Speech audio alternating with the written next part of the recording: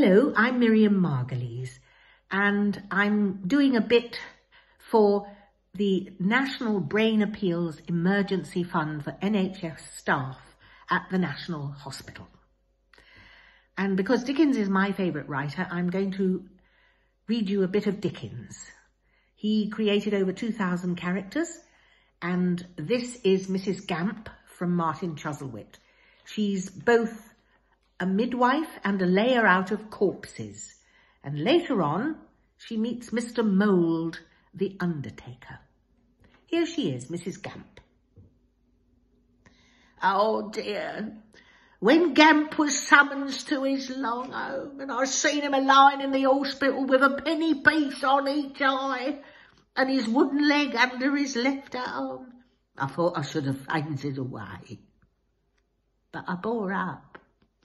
If it weren't for the nerve a little sip of liquor gives me, I could never go through with what I sometimes has to do. As I said to my friend Mrs. Harris at the very last case that I ever acted in, which it was but a young person. Mrs. Harris, I says, leave the bottle on the chimney piece and don't ask me to take none. But let me put my lips to it when I'm so disposed. And I will do everything I've been engaged to do according to the best of my ability. Mrs. Gamp, she says in answer, if ever there was a sober creature to be got for 18 pence a day for working people and 3 and 6 for gentlefolk, night watching being extra charge, you are that invaluable person. Mrs. Harris, I says to her, don't name the charge, I beg. For if I could afford to lay out all my fellow creatures for nothing, I would gladly do so. Such is the love I bear them. Oh, thank you, sir. How are you, Mr. Mould? Everything be very nice and comfortable about the deceased. You know me of old, I hope. And so does Mrs. Mould, your handsome partner. And them 2 sweet young ladies, your daughters. Although the blessing of a daughter was dead, no one was to myself. Which, if we had one, Gamp would certainly have drunk his little shoes right off his feet.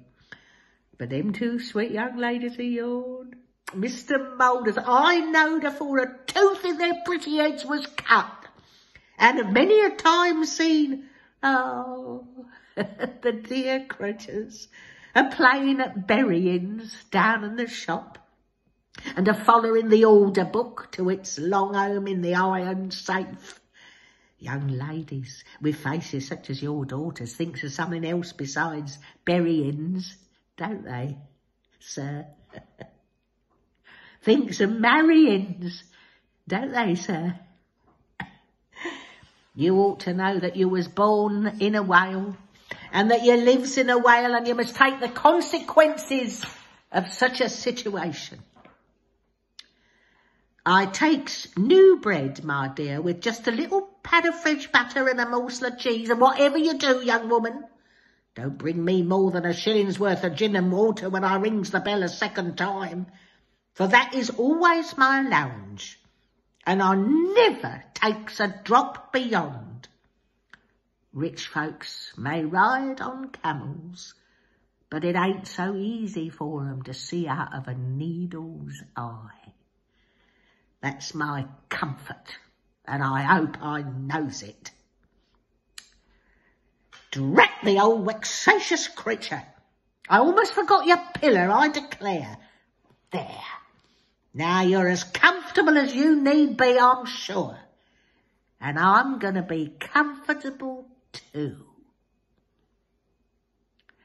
And that was Mrs. Gamp from Martin Chuzzelwit by Charles Dickens. Please give generously. Thank you.